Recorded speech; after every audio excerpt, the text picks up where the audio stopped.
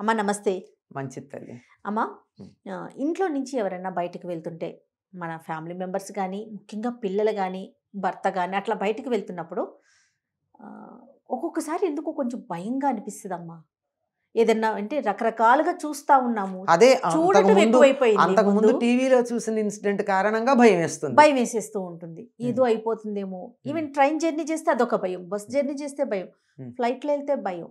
తిరిగి వెళ్ళిన వాళ్ళు క్షేమంగా రావాలని కోరుకుంటూ ఉంటాం కదా! హ్మ్. దీనికి సంబంధించి మనం ఏదన్నా ప్రార్థన గాని అలాంటివి చేసుకోవచ్చు. ఇలాంటి భయాలను అసలు ఎలా తొలగించుకోవాలి?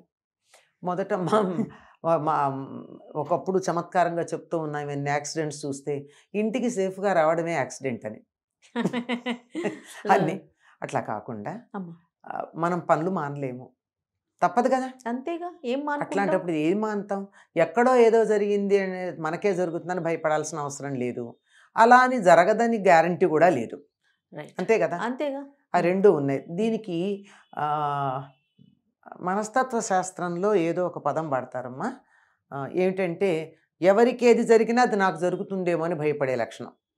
అది ఒక రకమైనటువంటి మానసిక వ్యాధి. అవును. ఎవరికన్నా హార్ట్ అటాక్ వచ్చింది నాకొస్తుందేమో. అవునమ్మా. ఆ! ఎవరికో ఏదో వచ్చిందంటే ఏదో కొంచెం ఇట్లా ఒళ్ళు దురదలొస్తే అదేదో క్యాన్సర్ ఏమో క్యాన్సర్ ఏమో ఇలాంటి వెంటనే మనకు అదేం మనమే ఉండదు. ఏమీ ఉండదు. అందులో వన్ ఆఫ్ ది 100 సింప్టమ్స్‌లో ఒక సింప్టమ్ చూసి, అవును. అంచేత ఇలాంటి చెత్తలు చూడడం మానేస్తే కొంత మానసిక ఆరోగ్యం బాగుపడుతుంది. మీకు ఈ లక్షణం కనపడితే హార్ట్ అటాక్ వస్తున్నట్టు ఇలాంటివి. ఆ! ఇలాంటివి చూడంగానే మనకి ఆ లక్షణం ఎప్పుడప్పుడు ఉండదా ఏమిటి? ఎప్పుడో పని బాగా చేస్తే కొంచెం చెయ్యి లాగుతుంది. అంతే. అదిగో ఎడం చెయ్యి లాగింది నీకు హార్ట్ అటాక్ వచ్చేసింది. అంతే. అంతే అది అసలు ఎక్కువ మానసిక క్షోభ. మానసిక క్షోభ. ముందు అవన్నీ పక్కకు పెట్టండి. అసలు వాడి జోలికెళ్ళకండి. ఇప్పుడు ఈ యాక్సిడెంట్స్ అన్నారే, దీని గురించి గనక అయినట్టయితే మనకి చాలా చక్కని మార్గం చెప్తారమ్మా. అమ్మ. ఆహ్, ఆపదాం అపహర్తారం దాతారం సర్వసంపదాం లోకాభిరామం శ్రీరామం భూయో భూయో నమామ్యహం అని. హ్మ్. ఆపదాం అపహర్తారం. ఆపదలన్నిటిని అపహరించేవాడు. ఆపదాం అపహర్తారం దాతారం సర్వసంపదాం.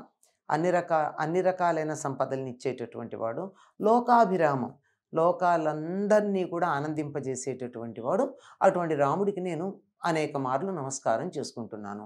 రాముడు అన్నప్పుడు దేవుడు అనే భావంతో కాకుండా అందరినీ ఆనందింపజేసేవాడని ఒక భావం చెప్పుకోండి. ఎవరిని ఆనందింపజేస్తే అదే రామశబ్దానికి అర్థం అదే. హ్మ్. హ్మ్. కనుక ఆపదలు పోగొట్టగలిగినటువంటి వాడు ఇదొకటే. దీనితో ఈ ఒక్క శ్లోకం మంత్రంగా భావించుకుని ఎన్నో రకాల జయాలు పొందిన వాళ్ళు ఉన్నారమ్మా. హ్మ్. అంత చాలా గొప్పది. ఈ ఒక్క శ్లోకం చదువుకుని బయటికి వెడితే యాక్సిడెంట్స్ అవ్వవు అని మన పెద్దలు చెప్పినటువంటి అంటే మాట. అకాల మృత్యువు తగ్గుతుంది. అంతే. యాక్సిడెంట్స్ జరగవంతే. యాక్సిడెంట్స్. ఆపదలు, ఆపదలు. ఆ! కష్టాలు రావు. ఆ! మనం ఆ! వెడితే మనం వెళ్ళేటటువంటి ట్రైన్‌కి యాక్సిడెంట్ అవ్వదు. లేదా రోడ్డు బ్లాక్ అవ్వదు. లేదా ఫుడ్ దొరక్కపోదు. ఇలాంటివేమీ ఉండవు. హ్మ్. హ్మ్. ఎటువంటి ఆపద ఉండదు. ఓకే. అటువంటి ఆపదలు జరగకుండా ఉంటాయని. అలాగే ప్రయాణం వరకు సుఖంగా జరగడానికి గౌతమ, గౌతమ, గౌతమ అని అనుకోమన్నారు. మరి ఇది ఎందుకంటారో తెలీదు. చాలామంది పెద్దలు 3 చెప్పారు. సార్లు అనుకోవాలా? 3 సార్లు అనుకుని బయలుదేరితే ఎటువంటి ప్రయాణంలో ఇబ్బందులు జరగవని ఆహా!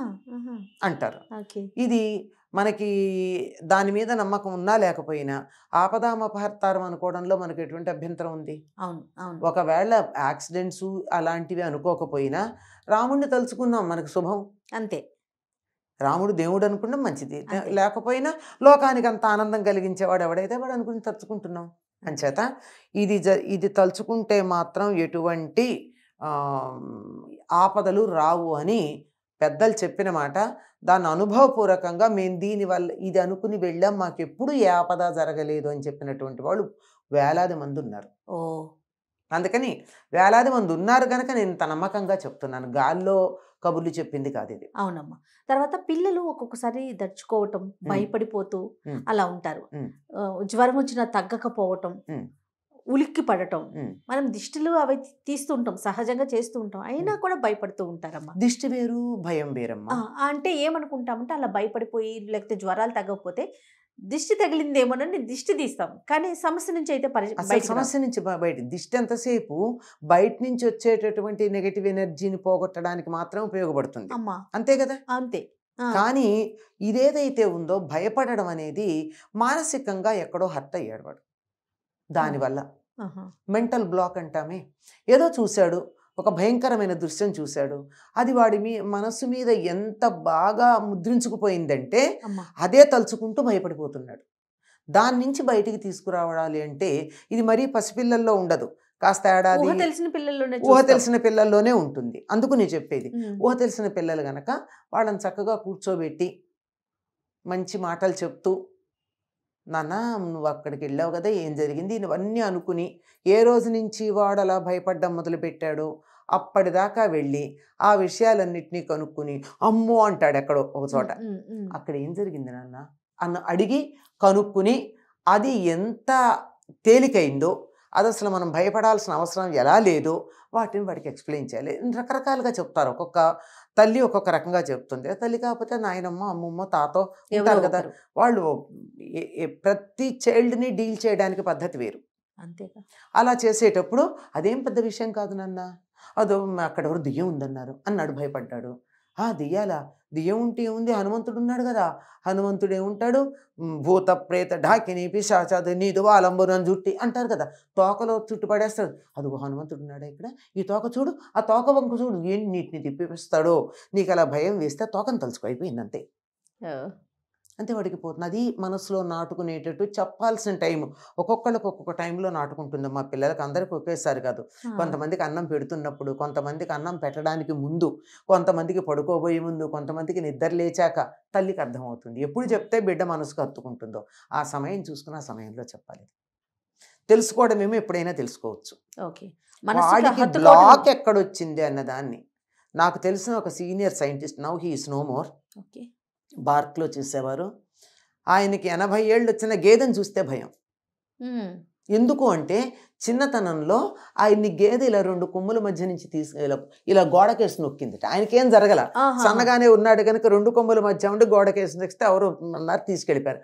అప్పటి నుంచి కొమ్ములు గేదె భయం అయింది. అదేం చెయ్యదని తెలుసు, అయినా సరే చూడగానే ఆయనకి టెన్షన్. దాన్ని పోగొట్టే ప్రయత్నం ఎవరు చేయలే. ఓ, అది గట్టిగా స్థిరపడిపోయింది. ఉహు, అది ఏం చేయదు అని ఆ కొమ్ముల దగ్గరికి తీసుకెళ్ళి నిలబెట్టి ఆ గేదె బాగా తేలిగ్గా మన మాట వినే గేదె దగ్గరికి తీసుకెళ్ళి దాని దగ్గర గేదె మీద ఈయన కూర్చోబెట్టి ఆ కొమ్ములు ఏం చేయవు చూడు అని చెప్పి దాన్ని ఇటు అటు తిప్పి అదేం లేదన్నది వాడికి ఎక్స్ప్లెయిన్ చేసి ఉంటే, ఒక అనుభవం కలిగించుంటే అతనికి చిన్నతనంలో ఉమ్, ఉమ్, ఈ బ్లాక్ ఉండేది. ఉమ్. అంటే పెద్ద భయంకరమైనదేం కాదనుకోండి, అదేలేండి. బ్లాక్స్ ఎలా ఉంటాయి అని చెప్పడానికి ఇది ఉదాహరణ చెప్పాను. కాదమ్మా, పిల్లలు చదువుకోవటానికి ఏమన్నా చిన్న మంత్రం కానీ అట్లా వాళ్ళకి ఏమన్నా నేర్పించొచ్చా? వినాయకుడికి దండం పెట్టుకుని చదువుకోమనండి అమ్మా. ఆహా. వినాయకుడికమ్మా ఆంజనేయ స్వామిని అంటామా మనం? వినాయకుడు చదువుకోవడానికి, మీరు చదువు అన్నారు కదా. కాదమ్మా, భయంతో భయపడే పిల్లలు, నిద్రలో కలవరించే పిల్లలకి ఉమ్. ఏమన్నా ఒక చిన్న మంత్రం లాగా నైట్ పడుకునే ముందు ఇది ఆపదామభర్తారం చదువుకోమనండి, ఆ. లేదా హనుమంతుడి గురించి ఏదైనా కూడా చెప్పండి, విషయమే చెప్పమంటారా? కథ అయినా చెప్పండి, లేదా బుద్ధిర్బలం యశో ధైర్యం నిర్భయత్వం అరోగిత అజాడ్యం వాక్పటుత్వం చైవ హనుమత్ స్మరణాత్ భవేత్. ఉమ్, నిర్భయత్వం, ఉమ్. భయం పోగొట్టేది కూడా ఆయన దగ్గరే ఉంది. అరోగిత, రోగం పోగొట్టే లక్షణం ఉంది. అందువల్ల హనుమంతుడిని తలుచుకుంటున్నాను, హనుమంతుడికి దండం పెట్టుకోమనండి. భయం పోగొట్టడానికి హనుమంతుడిని మించిన వాళ్ళు లేడండి. జై హనుమాన్ అనుకోవటమేనా? అనుకో, అంత ఏమీ లేకపోతే శ్రీరామ జయ రామ జయ జయ రామ అనుకోమనండి. Yes, yes. ఏదో ఒకటి రాముణ్ణి హనుమంతుడిని తలుచుకోమనండి. వాళ్ళకి దండం పెట్టించి పడుకోమనండి. అసలు భయం రాదండి, ఆహా. అస్సలు రాదు. ఓకే. హనుమంతుడికి దండం పెట్టుకు పడుకున్న పిల్లలకి భయం కానీ పీడకళ్ళు కానీ రావమ్మా. ఖచ్చితంగా పిల్లలకి చిన్నప్పటి నుంచి నేర్పించాలి. పడుకోబోయే ముందు ఇంకొకటి, ఇదంతా మంత్రాల గురించి మాట్లాడారు కానీ అసలు అమ్మా. విషయం నేను చెప్తాను. చెప్పండమ్మా. టీవీ చూడనీకండి అమ్మ పడుకోబోయే ముందు. తప్పకుండా అమ్మా. ఆ టీవీ కానీ దాని ఫోన్ కానీ చూస్తూ దాంట్లో ఉండేటటువంటి ఘోరాలు, క్రూరాలు, నేరాలు, దారుణాలు అవన్నీ వాళ్ళ మనస్సుల మీద బాగా నాటుకుపోతున్నాయమ్మా. మానసికంగా చాలా రోగులు అయిపోతున్నారు వాళ్ళు. అంచేత వీలైనంత వరకు పిల్లల్ని చూస్తే చిన్న చిన్న ప్రమాదం లేని కార్టూన్లు చూడమనండి. ఎందుకంటే వాళ్ళు ఎవరు మనలాగా ఉండరు కదా కార్టూన్లలో. అంచేత ఇది మనుషులకు సంబంధించింది కాదు అని చెప్పేసేయచ్చు. కానీ ఈ క్రూరత్వాలు చూడొద్దు. అవి చూపించకుండా మాత్రం పిల్లల్ని పెంచుకోవడం చాలా అవసరం. వాళ్ళ మానసిక ఆరోగ్యం కోసం ముందు భయం రూపంలో వస్తుంది, తర్వాత అనేక రకాలుగా వస్తుంది. తప్పకుండానమ్మా, తప్పకుండా. నమస్తే అమ్మా. మంచిదమ్మా.